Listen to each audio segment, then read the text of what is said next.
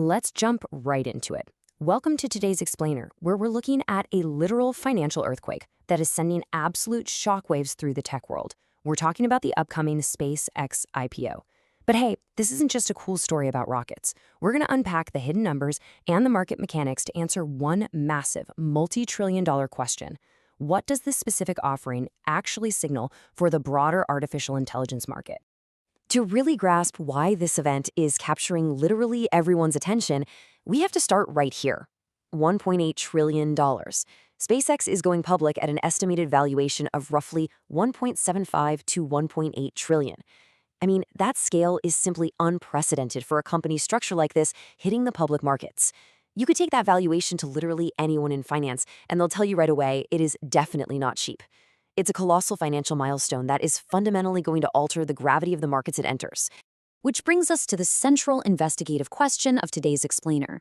Will pushing a record-breaking IPO of this insane magnitude into an already super frothy market signal the absolute top of the AI boom? When you have massive valuations colliding with sky-high investor sentiment, you really got to ask yourself if there's enough capital, and honestly enough genuine belief, left in the market to sustain it all. So today, we're looking for the historical precedents and structural clues that'll tell us whether this is the dawn of a totally new era, or, well, the needle that finally pops the balloon. Okay, let's dive into Section 1, the trillion-dollar SpaceX IPO. To really understand this massive trillion-dollar valuation, we need to deconstruct what exactly you're buying into. Because, frankly, SpaceX is actually three entirely different companies rolled up into a single trench coat. First, you've got Starlink, their orbital internet division. And believe it or not, this is currently their absolute strongest performer by a wide margin. The tech is robust and it's really proving its value. Second, you have the core SpaceX rocket division, which is fundamentally sound, doing okay. But third, and this is absolutely crucial to our AI story, is xAI. This is the AI lab associated with X, formerly Twitter. The analysis points out that it's notably lagging behind its competitors and burning through a serious amount of cash. So when investors buy in, sure, they get a stellar internet business, but surprise, they're also forced to adopt a hugely cash-burning AI division right along with it. Moving on to Section 2, an exit liquidity trap? Let's shift gears for a second and look at how this offering is actually structured. Because when we examine how these shares are being sold, some glaring red flags start to pop up. Consider this incredibly stark contrast. In a standard IPO, the float, which is the percentage of shares made available to everyday retail investors like you and me, typically hovers somewhere between 5 and 10%. The vast bulk goes to big institutional investors.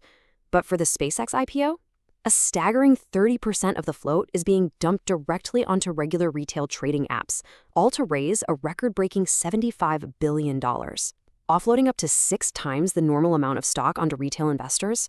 Well, it looks highly suspicious. In financial terms, the source analysis points out that this bears all the classic hallmarks of an exit liquidity event, where early insiders cash out by maximizing the sheer volume of shares sold to the general public. And then there's the timeline. This is where the institutional mechanics get incredibly fascinating. If we trace the suspiciously perfect, rapid 15-day runway, things get very interesting.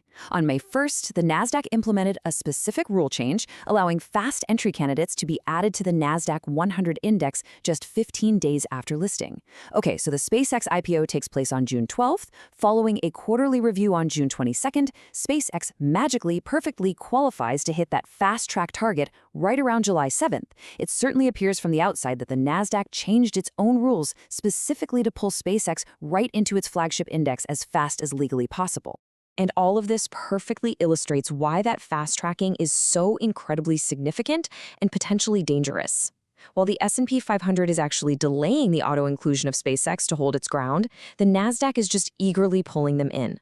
The thing is, the Nasdaq 100 is already extremely top-heavy with massive AI tech. We're talking NVIDIA, Microsoft, Apple, Broadcom. By forcing another multi-trillion-dollar AI-adjacent giant into its top 10 holdings, the Nasdaq becomes incredibly concentrated. If the AI sector takes a hit, the entire index, and honestly anyone holding standard tech index funds in their own retirement accounts, is exposed to massive, top-heavy structural risk. Which brings us to Section 3, timing the AI bubble. So let's zoom out to the broader macroeconomic picture. If we accept the premise that we are currently in a heavily concentrated, frothy market, When exactly does this market exuberance reach its breaking point? Well, the source points to a direct historical precedent here, the year 2000 dot-com crash. Back then, the bubble didn't actually burst until major liquidity events like the massive Pets.com IPO squeezed the very last drops of capital from a frothy market. Applying that exact same logic to 2024, the bubble window stays open as long as there are mega IPOs to feed it. So we have SpaceX in June, but waiting right in the wings for August through October are two more absolute giants, OpenAI and Anthropic. Based on this analysis, it likely won't be until all three of these trillion-dollar beasts have squeezed the remaining liquidity from retail investors that the market finally runs out of steam. This sets the stage for a predicted bubble burst right in the fourth quarter of the year. The absolutely crucial takeaway here is the domino effect. Right now, AI is operating as one massive interconnected flywheel. When sentiment eventually shifts, it's not just going to be one or two companies suffering, because the top indices are so heavily weighted with AI chipmakers, hyperscalers, and data centers, an estimated 80% of top Nasdaq 100 companies will likely fall in tandem. It's a completely unified ecosystem. If the foundation cracks, the whole structure comes down at once. Now let's get tactical with Section 4, how to play the IPO. So if you're a market participant watching this historic event unfold, what are your actual options? Well, before you choose a platform, you absolutely have to understand the immediate pricing risk, because there is a major discrepancy out there. Through a standard brokerage, the actual IPO target price is roughly $135 per share. However, in the public pre-markets that are already actively speculating on this, the implied valuation caps out at around $162 per share. The public markets are flat out refusing to speculate much higher than that. What that means is retail investors buying the IPO target face immediate price risk, with an incredibly tight ceiling for any short-term profit. The source analysis outlines three distinct venues for accessing this event. First up, traditional finance, or TradFi brokerages like Robinhood or Charles Schwab. According to the breakdown, there's a really high risk of buying at a premium here, with very limited upside. Second, we have crypto perpetuals, using platforms like Hyperliquid or Coinbase. These are accessible without heavy KYC requirements, and they allow traders to execute a 1x long position or, notably, to short the stock directly. Finally, there are pre-stocks, which are powered by platforms backed by major exchanges.